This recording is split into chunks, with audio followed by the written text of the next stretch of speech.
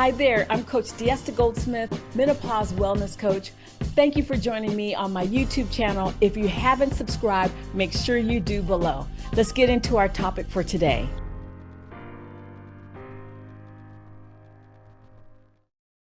There's a group there where people can help each other with their business, and I saw Julie and we connected, and she told me that November is Bladder Health Awareness Month. And I said, this is a great opportunity to educate my queens, my divas on bladder awareness. She is on a mission to stop the silent struggle many women experience with symptoms like urine leaks or organ descent. She is the creator of the holistic program, Pelvic Floor Simplified, helping women regain lasting results with simply daily actions. Hello, Miss Julie. Hi, Diesta. Thank you for having me. I'm so glad we get to connect with your community and get to talk about this. Yes, and why do you think that people don't talk about, bladder leaks and, hey, I can't do jumping jacks anymore, and, I wet my pants, every time if I laugh really hard, I wet my pants. Why do you think it's kind of like a taboo kind of subject? Well, that's a great question. I think there are many reasons depending on our upbringing, where we're from. You can hear in my accent, I speak French, but I'm from Canada. And so I've met people from around, many places around the world, and it really depends on, how we were, I'm losing my English. I'm sorry. We were brought up because, when we have problems down there, a lot of women don't talk about it. And urine leaks, well, it's kind of going backwards. Like when we potty train our kids and then we have the problem, we don't really want to talk about it. So depending on who we're with, and I'm sorry, my cell phone is making a lot of sounds. It's only while you're on a live that something like that happens. That's it. Only time. It's only my kids. They know I'm on the phone, so they want to talk to me. Right. But yeah, so women don't talk about it. I know there's some women that will leak a little, and they will, when they laugh, and they will have a laugh with their friends, but a lot of women won't talk about it. And it's crazy. They made some surveys and they say only 40% of women will talk about this to their doctors. Wow. So that's a lot of women. That's a lot of women who keep that to themselves. And Yes. When we think about the fact that 1 out of 2 women will have leaks at one point in their lives, it's really worth talking about. When you think about all the women around you, 1 out of 2 will have leaks. It's a lot. And it is a lot. Yeah. So we need to break those taboos and talk about this. And it shouldn't be a taboo because it's a way of your body to tell you that there's something wrong. And, right. It's something that we need to listen to. And if, we need to talk about it so we can find solutions. Yes. So I know that I had leaks when I was pregnant, right? Because my child would kick against my bladder or something like that. But it was pretty prominent when I was almost full term, and it went away. But why do women start having leaks? Why do women start having, experiencing, bladder leaks and not having the control like they used to have? Well, there's many reasons. So yes, while being pregnant, for sure, there's less space for your bladder. So yes. It does happen. So there's more pressure on it. And after having a baby, a lot of women will experience leaks also because the muscles that are under your bladder and your uterus, well, they stretch to let the baby out. So when they stretch, then they have a little bit less strength to hold everything in. But those muscles work with other muscles like your abdominal muscles and your back muscles, and everything changes when you're pregnant. Your posture changes, and sometimes it stays a little after having a baby. Your posture is not quite as straight as well. You might have a little bit belly bump and everything, and your muscles didn't learn to get back to working together. So some women will experience leaks because of this. But then there's also having a trauma, just falling on your bum that sometimes will create bladder leaks. And, we're talking about this tonight because with menopause, perimenopause, changes in hormones, a lot of women will experience leaks. So sometimes some women will carry this, just little dribble after having a baby, and then menopause hits, and then it becomes a little bit worse. And then they get worried. And it's because of the hormones. There's things that helps, prevent having leaks. And with the hormones, some things isn't as tight. I say tight, but it's for lack of better word or for lack of time to really explain what's happening there. But the changes makes it a little bit easier to have leaks. But those changes can be helped. So I guess that's what we want to talk about tonight. That even if you're in menopause, even if women in menopause are known to have more leaks, it's not the end. Right. There's something you can do about it. And I think, and being proactive about it too, which is why we are here and why we called it How to Have a Happy and Healthy Bladder, because we want to do whatever we can to prevent, a lot of bladder leaks where now you're really dependent on, wearing a pad or, making sure that you have something that, depends or something like that, because like long term, the older we get, I heard this thing about the older you get, the three things you really want to do is be able to go to the bathroom by yourself, be able to walk and to be able to carry. And, having a healthy bladder and a healthy pelvic floor long term is just really important to our longevity and our independence as a female. To be able to take care of ourselves, So what suggestions do you have to keep it simple as far as taking care of our pelvic floor? How can we keep it simple, and what little small things can we do so that we're kind of ahead of the game, or we're rehabilitating our bladder difficulties?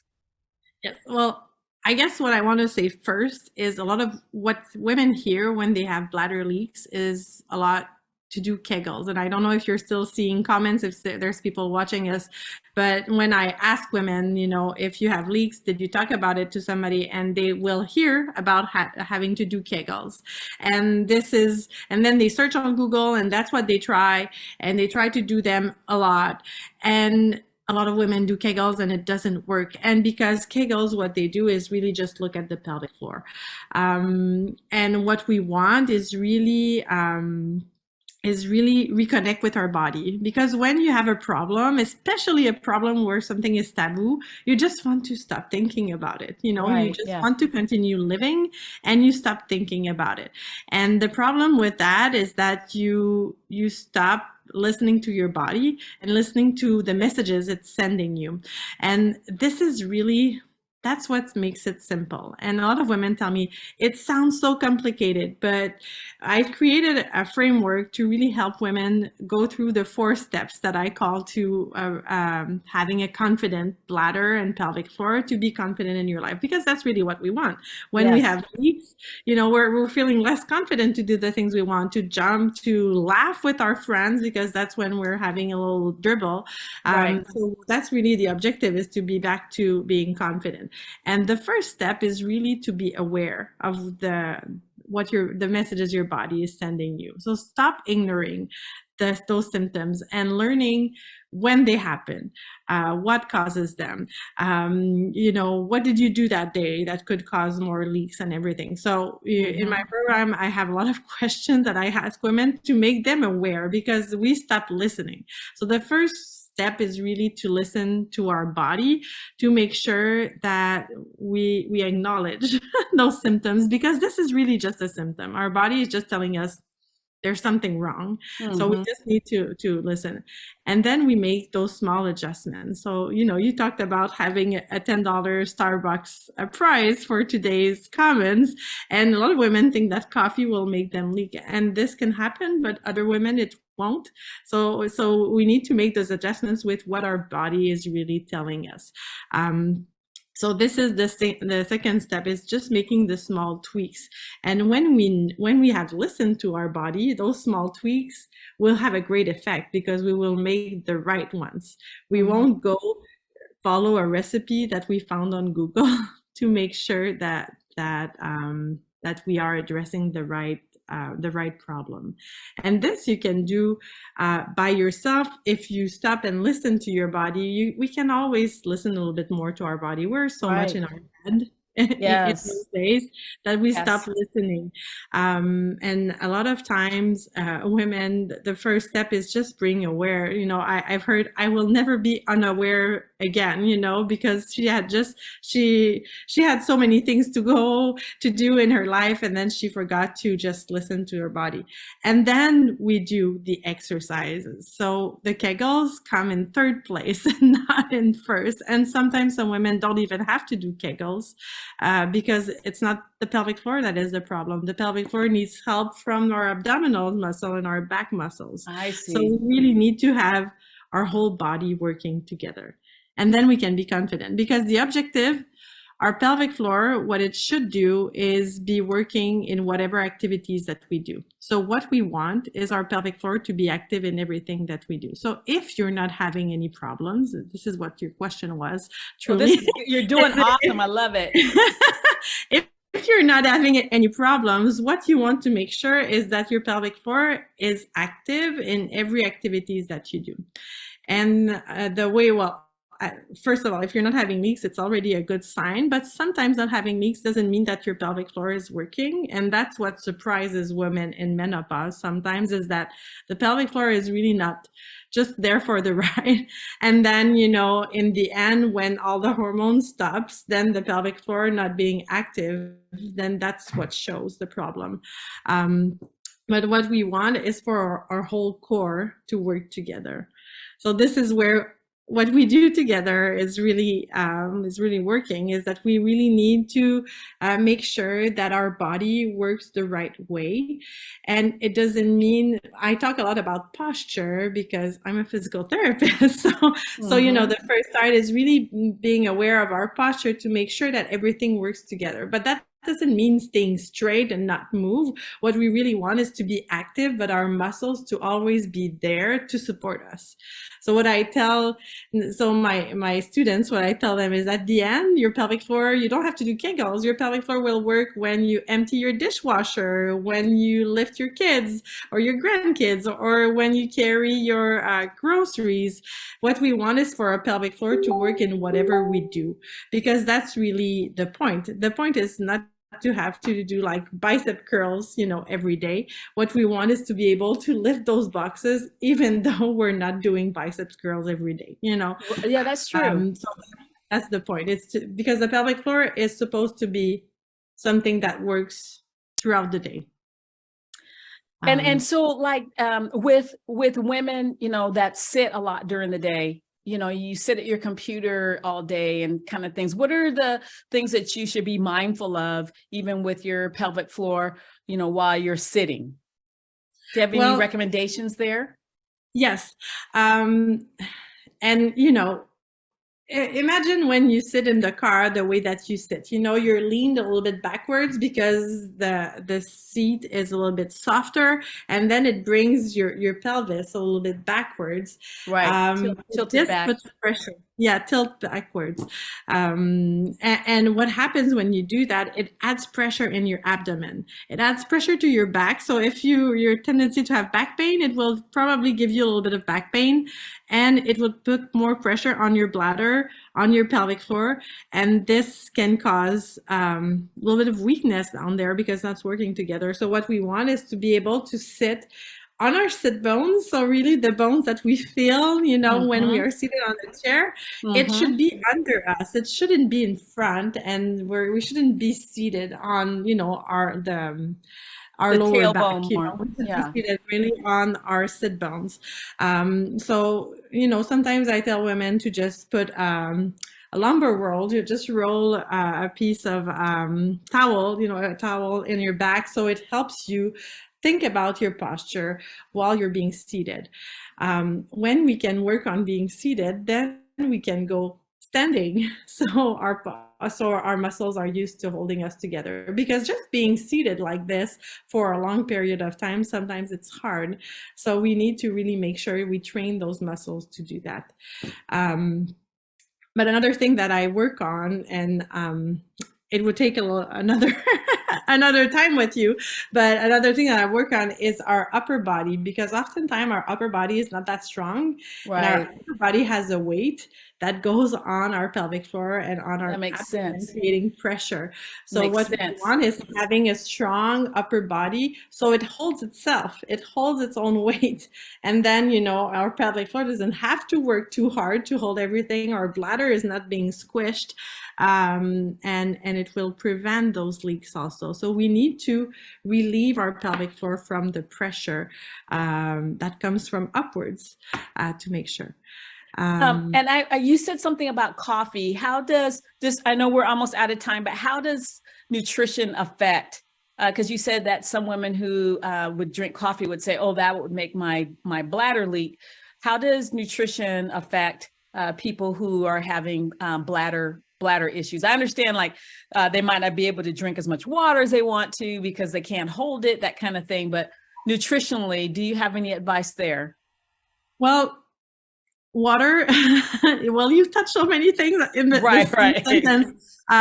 So there's things that are called bladder irritants, and there's different, there's a long list of things that could irritate your bladder. And what it does is that when you eat or drink that inside your bladder, it irritates the inner layer, and your bladder will want to empty more quickly. So it won't feel as big as it should, because it's irritated, and it says, well, empty me, because I'm not feeling good. So then you have to go more often. So coffee could be an irritant, but there's other things, and there's other surprising things, like just carbonated water, just, so it depends on the people. So we really need to do a diary and look a little bit on what happens for you, because it's not the same for everybody. So I wouldn't suggest to somebody that goes to the toilet too often to just stop coffee, because it doesn't mean might not, that might be the problem.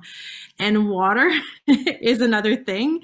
And you are in the weight loss, you have some clients that want to lose weight, and oftentimes people will drink a lot of water.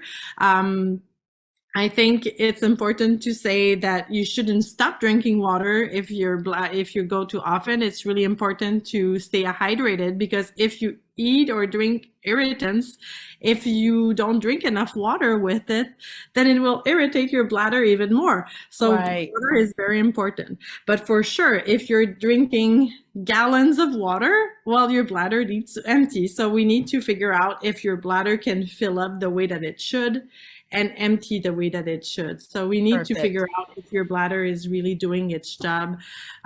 So don't play with what you drink, because some people will really stop drinking, and this can cause other problems and even cause more leaks because of other things that you are taking that might irritate your bladder. So we're going in all directions. No, that's great advice, because I mean, you always have to be cognizant of your nutrition, because even for some women who are going through menopause, coffee gives them hot flashes, so they have to stop drinking coffee. You always have to be in tune with how your body, how nutrition affects your body. And that's just, the awareness. I know that you have the first part, bringing awareness and bringing your attention to what your body is telling you, so you can have the right impact. Because if you go and shoot in all directions, because for that friend this worked and for this other friend this worked, then you might be causing yourself more harm than good. This has been wonderful. Julie, you have a training, Pelvic Floor Simplified, that anyone can take, but I'm going to leave a I'm going to leave your website in the chat so ladies could go take your training. I want to show it real quick. I'm going to bring it up here and show it on the Zoom so ladies can see it. And then here it is. They can go and they could take your simple 4-step formula to stop urine leaks and prolapse, which I think would be amazing for women who are just really kind of suffering in silence, but need to be able to say, hey, well, what do I need to do? What could I do? And so, Julie, you have your special training here, and I think that that is excellent.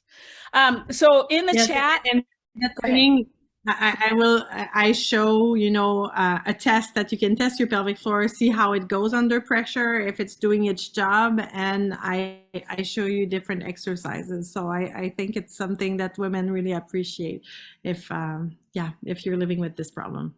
That's awesome. And I just wanted to say, the ladies in the in my Facebook group, if you put a comment in there that says, hello, I'm here, you're automatically entered into a Starbucks gift card, and your comments make this live, you know, get shown to more people that are in the community. So that's why I really love your comments. And if you have any questions, go ahead and answer them. I see that some people are on, but if you have any questions, go ahead and type them in here, and I will see if I can see any. I don't see any yet. Even if they come later, I can always answer them. You can answer later. Teresa said, I love this piece on bladder irritants. Very good info. Cheryl Olson said, thank you so much. Great info. Tina Tenner said, I'm here. Teresa said, awesome. And I see that Kelsey's on. I appreciate you guys so much for your support and being here today. So that is it. We went a little bit over, but it is Bladder Health Awareness Month, and women who are going through life, a lot of women in the group, they really work out hard. They do their plyometrics, they do jumping jacks. You need to have a healthy bladder so you can continue to be the queen and the diva that you are. So I will leave the link to Julie's training. Julie, thank you so much for being here. And ladies, most of my ladies live in the Pacific Northwest, so Julie's close. And so this is somebody who's a close contact. But even if you don't live in the Pacific Northwest, you know, there's always ways to get in contact with Julie and have her help you and reach out to her. So Julie, I want to say thanks so much for being here. And Julie is visiting her folks in Quebec. So she is like, it's almost 9 o'clock there and she's still doing this for me. So and we're like, we got to do this week. We got to do this. You're preparing me to come back. we were saying we got to do this week because next week is Thanksgiving and nobody's going to join us on a Wednesday night before Thanksgiving. Everybody's going to be trying to get their grub on. So anyway, thank you, Julie, for your time. And I appreciate you so much. And thanks, group. Make sure you put something in the chat. Thanks, everyone. Bye, Julie. All right, thank you for having me. Thank you for being here. Bye.